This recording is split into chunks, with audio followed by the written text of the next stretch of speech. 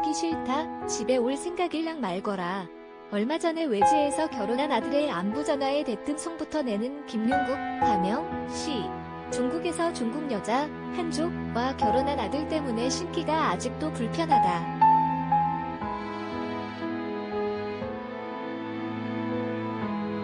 그 결혼으로 인해 롱국 씨는 주변 사람들로부터 안주거리가 되곤 한다. 아니, 좋은 우리 사람들도 많은데 하필 왜 한족과 결혼해서 원? 김 씨는 축하해야 할 아들 녀석이 아직도 원망스럽기만 하다.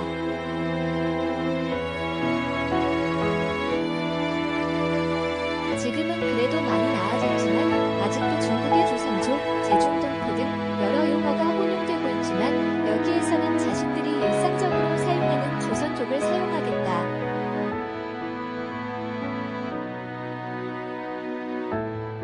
사이에서는 한족과의 결혼을 마뜩치 않게 여기는 경향이 없지 있다.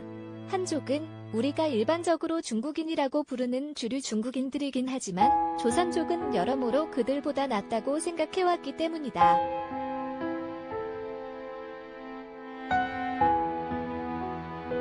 실제로 56개의 민족으로 이뤄진 다민족 국가 중국에서 조선족의 지위는 남부럽지 않고 당당한 측면이 있다.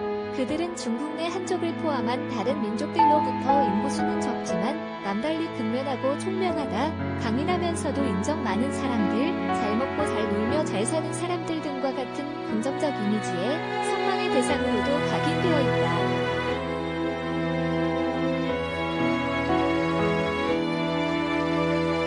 조선족 그 자체가 모든 브랜드인 것이다. 아이고 또 그들이 일을 저질렀구만. 남의 나라에 와서 도대체가 다 필요 없어. 제발 돌아가라고 해.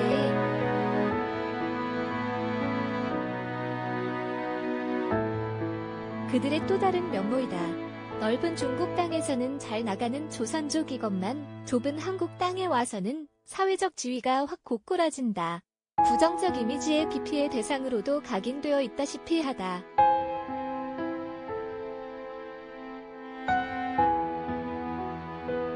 조선족 그 자체가 열등 브랜드인 것이다.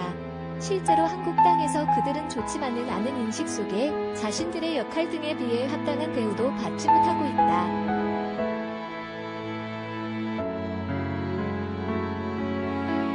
먼저 그들은 주로 부정적인 이미지로 인식되고 있다. 사려 깊지 못한 TV 프로그램이나 영화, 기타 언론 매체 등으로 인해 우스꽝스럽거나 범죄 등에 연루된 왠지 가까이 하기엔 꺼려지는 존재로 인식되고 있는 것이다.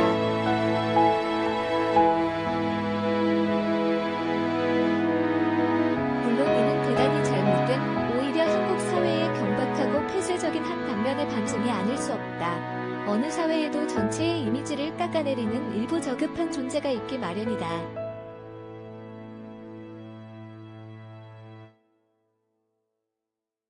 조선족들 또한 예외일 수 없다. 조선족의 한국 내 범죄율만 해도 사실은 한국인의 그것보다 낮다. 이는 2016년 한국형사정책연구원의 외국인 폭력범죄에 관한 연구만 봐도 알 수 있다.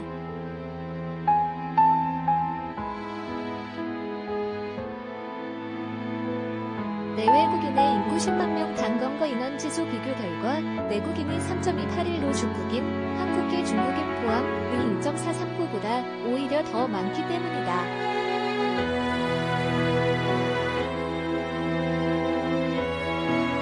그럼에도 불구 조선족을 마치 범죄의 예비군인 양 취급하는 것은 그들에 대한 우리 사회의 근거 없는 편견과 선입견 등이 그만큼 심하다는 반증이 아니고 무엇이겠는가.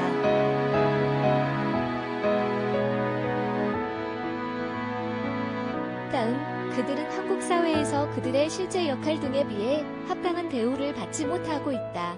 적지 않은 조선족이 소위 3D라 일컬어지는 힘들고 더럽고 위험한 분야에서 일하고 있다.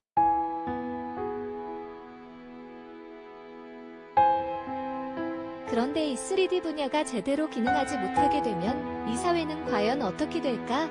우리가 아무렇지도 않게 향유하고 있는 이 일상생활도 과연 아무 영향 없이 그대로 지속될 수 있을까? 이처럼 사실 그들은 우리에게 있어 고마운 존재이다.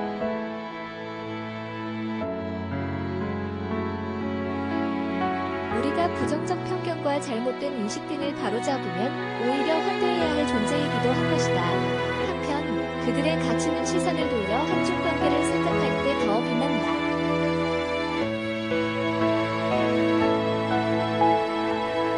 첫째, 1992년 한중 수교 이후 중국으로 곡물 터지듯 밀려들어간 한국 기업들에게 이들의 역할은 실로 작지 않았다. 우리 기업들의 중국 시장 진출은 1972년 중일 수교 후의 일본 기업이나 1979년 미중 수교 후의 미국 기업 등과 비교할 때 많이 늦은 것이 사실이다.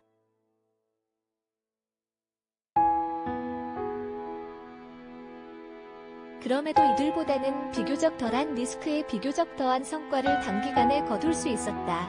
이와 관련 우리 사회 일각에서는 조선족의 이러한 기여에 대해 부정하는 이들도 적지 않다.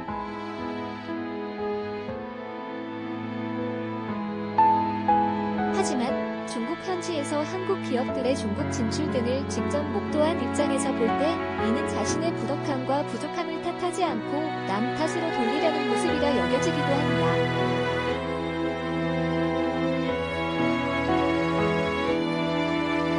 우리에게는 미일 양국과는 달리 우리와 피를 나눈 한민족인 조선족이 그곳에 있었기 때문에 비교적 수월하게 중국 시장 진출이 가능했었음을 부인할 수 없기 때문이다.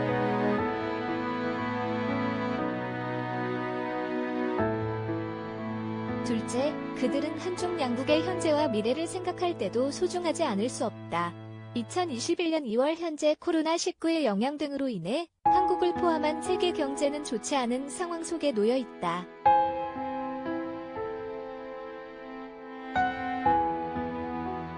그러나 중국만큼은 예외다. 2021년 중국의 경제 성장률에 대해 국제통화기금 IMF의 8.1%를 비롯 경제 관련 국제기구 등은 대부분 독보적인 성장 수치를 보일 것으로 전망하고 있다.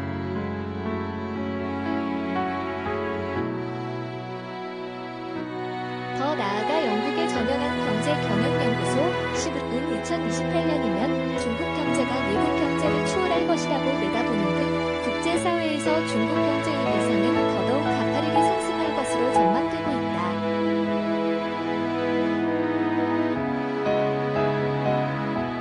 그런데 그 중국은 우리의 바로 옆에 있다. 게다가 격화일로의 미중 패권다른 국면 등을 고려 중국은 자국의 전략적 측면에서도 우리를 끌어안지 않으면 안 되는 상황이다.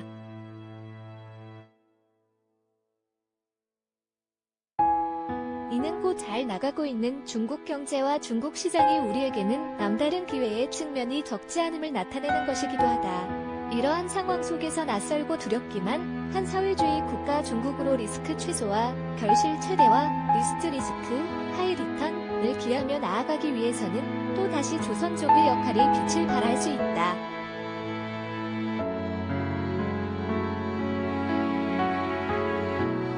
이렇게 볼 때 조선족은 부상하고 있는 중국과의 사이에서 앞으로도 남들이 갖고 있지 못한 우리만의 강력한 무기로 위닝 파트너가 될 수 있는 것이다.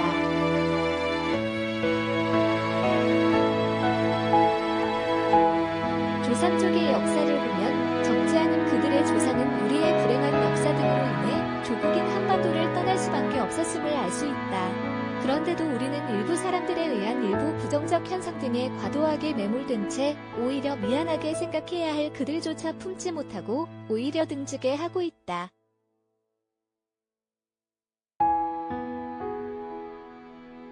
그들을 과연 언제까지 단지 조선족이라는 이유만으로 눈치 보고 고개 숙이게 할 것인가? 이러한 상황 속에서 만약 여러분이 그들이라면 한국 사회에 얼마나 정이 가고 또 얼마나 좋게 생각되겠는가?